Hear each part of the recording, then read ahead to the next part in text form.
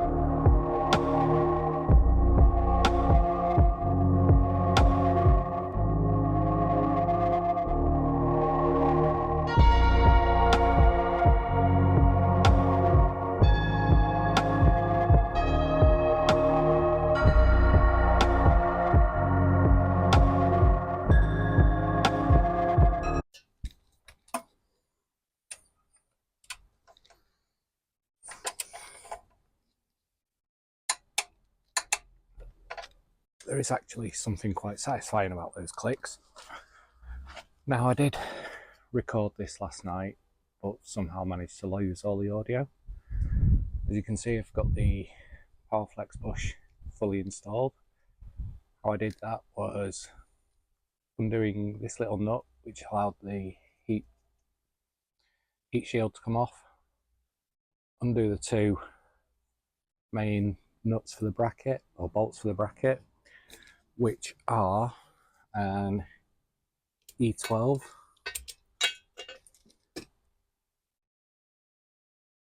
E12 Torx piece, and then if you actually look at the old one, you can see it kind of has these little ledges that grip on, and they grip onto this lower bracket underneath. It was a bit fiddly getting those off, but once off, slid the new one on, and obviously now torqued down the the actual steering column or steering rack bracket. Next job is get the poly bushes in this, get the anti-roll bar back on, and get this arm back, the arm back on the subframe. Okay, we're now 50% of the way there. We have the inner ball joint on the left hand side, steering bush is done, lower arm bush is in, and the yard bush is in. Now to flick this thing round and get the other side done. So I've got the subframe turned around, got the lower arm off, undone the anti-roll bar, working on this main bush. You can see it started to come out, however it is fighting back. I think this side has come stuck. Overnight I've left it soaking with WD going down that little gap there. So what I'm probably going to do is run some emery paper, clean up this end, and actually try taking it out the other way. It's amazing what a bit of sleep does. You can see the bush is almost fully out now. I anchored it down to the subframe because standing on it just wasn't enough. So now to finish getting the old bush out and then get the poly bush in. So now that the actual bush is out completely and the holder's back off, I think we can see why it got so stuck. So let's give that a rub with emery paper before we install the poly bush.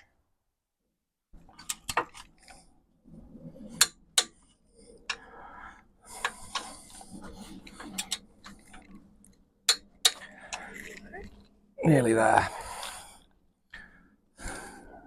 So that one was to 100. Next one is to 165. Which will be for these.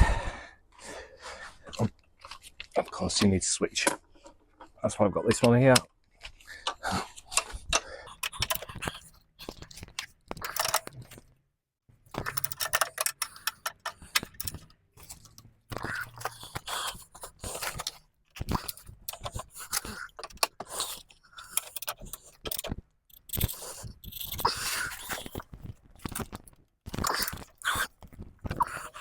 I obviously haven't had my Weet-Bix this morning.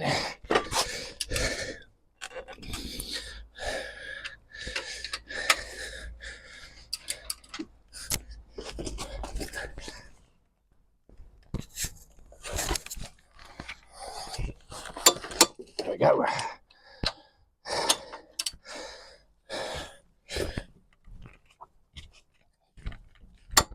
There we go. Right, we've just got steering knuckle to do.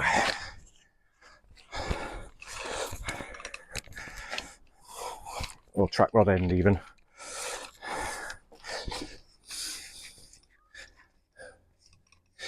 I'm not going to get the track rod end perfect. Main reason being I didn't count the number of turns. However, we have one heavy track rod to go back on. I've just realised I need the collar from the old one. So these track rods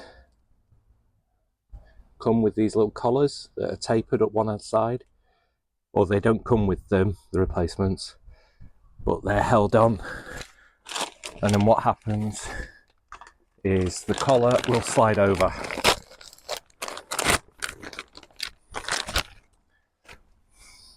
So when the track rod ends on, that collar will slide over, and where we've got this, it'll just slide over and clamp as you tighten it up with the nut.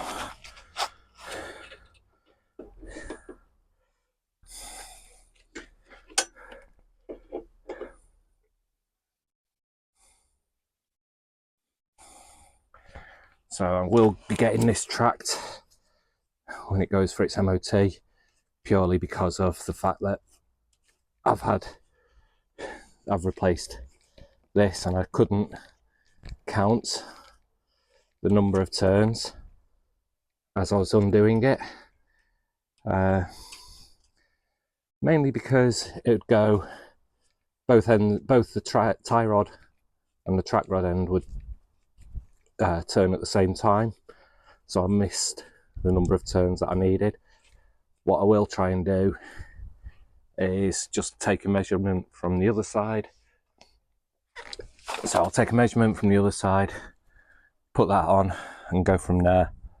And it'll do. The MOT station that can track it is only up the road. It's like a mile or so, less than a mile. But yeah, beyond that, we have one subframe ready to be reinstalled once the engine's out. We have the polybush on the lower arm, polybush on the anti-roll bar, and we also have the polybush on the steering, new inner ball joints both sides. It's had a little bit of a clean. I have managed to find a replacement for the high pressure power steering pump feed, which should be here Monday, Tuesday. Once that's arrived, I can put that in, and then when the engine's out, throw the subframe back in, and then we'll put the engine back in on top of the subframe. Thank you for watching this episode of getting my Mini back on the road. I'm calling it a restoration, it's more of a refresh. We are starting to make progress. Everything's here now so that we can take the engine out, do the leaky oil seals, get the rocker cover sorted, service the supercharger, put the subframe back in, put the engine and gearbox back in, and the final bit is the outer lower ball joints and sorting the drive shafts out with the inner CV boots. All the bits are here, so please remember to like, subscribe, share, comment, and we'll see you in the next one.